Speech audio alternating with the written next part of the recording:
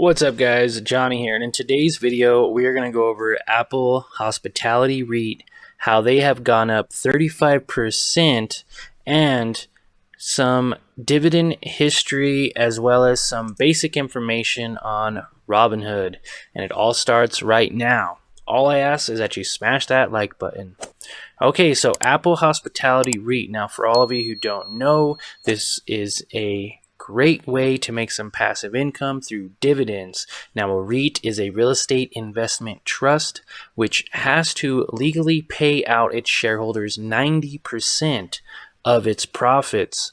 So, with that said, Apple Hospitality REIT specifically is self-advised real estate investment trust company which invests in income-producing real estate, primarily in the lodging sector. Now, it owns a ton of hotels located in urban areas, high-end suburban areas, and developing markets throughout the states, which operate under the Marriott, the Hilton, and the Hyatt brands. Now that is really cool, and I know you've probably heard of those hotels, so you'll definitely know how to invest in them now.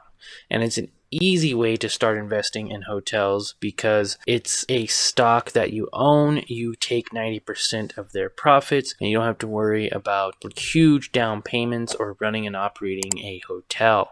Now, the CEO of Apple Hospitality REIT is Justin G. Knight, employs 63 people, and it is headquartered in Richmond, Virginia. Now, it was founded in 2007, so they have been around for quite some time. They have a $3.6 billion market cap, and they have a PE ratio of 28. Now, that is a good PE ratio to have, and I don't look into companies or invest in companies with a negative PE ratio. Now, their dividend yield right now currently is a little bit higher than the 1.71 mark.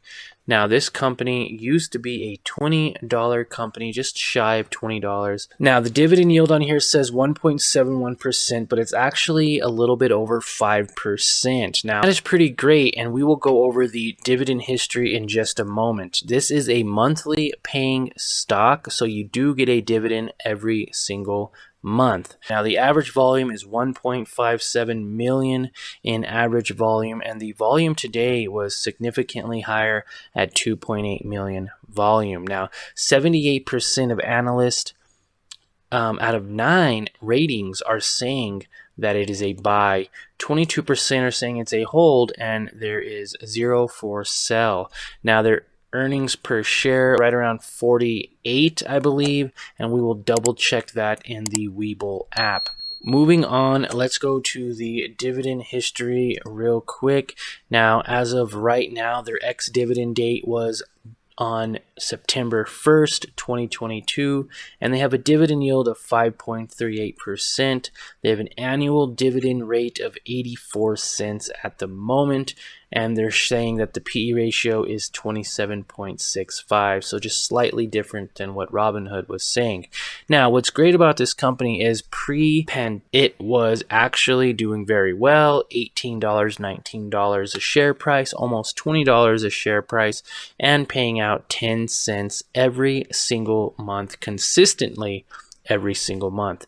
Well, after March 19, 2021, it dropped it to 1 penny for over 4 months, and then ever since has been increasing it starting February.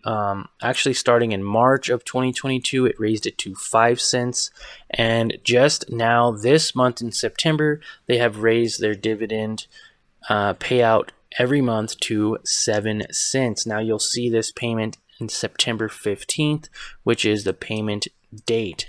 Now, moving on to Webull, I've done some chart analytics for you so you don't have to, and I also do it for myself to know when to average down and buy more of this position. Now, as you can see, I've already pulled up the Apple chart here. It has a really low signal indicating that it is somewhat oversold, which could potentially indicate a bounce up.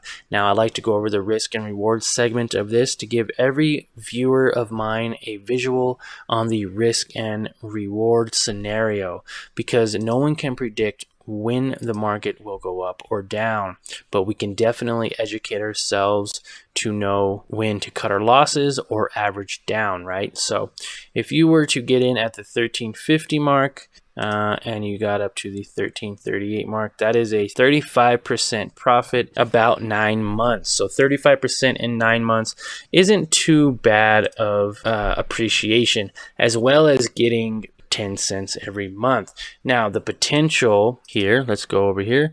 If you were to buy in right now, or say tomorrow or the next day, right around the $15.76 mark, and again, it's not going to be the same for everyone because it does fluctuate day to day, and it were to go down to previous lows of $13, you would be down about 14% of your investment. Now, if it went back up to previous highs of the $18.38, you'd be at about a 16% appreciation or a 16% profit if you locked it in. Now, what's great about owning a company long term is that you can actually average down. So if you were to average down and get a lower price target over time, say you were able to eventually buy until it goes down, say to a $14 mark, and eventually you wanted to sell and it go back up to 18, you'd be at a 28% profit. Again, invest with your own risk. Let's go over some information here. As far as financials go,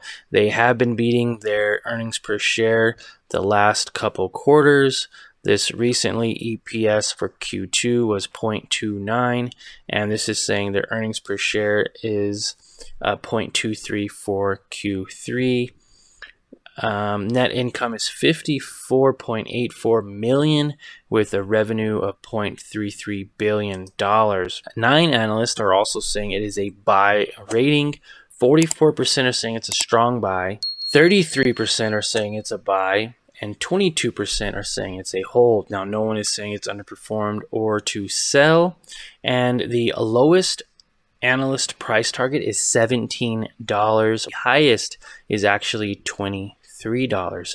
So if we were to look at the same scenario and go up to $23 from even the point that it's at now, say you were to get in about 15 cents from now, then it gets to 23, you would be up about 45% potential for this company if the analysts are correct with it going up. Now, that is a significant gain if it does go up.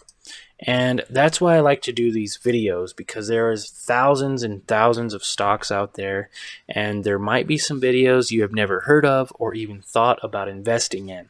The market is going down every single day, but yet there are companies that are still doing good, and there are still ways to make money moving forward, even though we might possibly be in the worst recession of our time.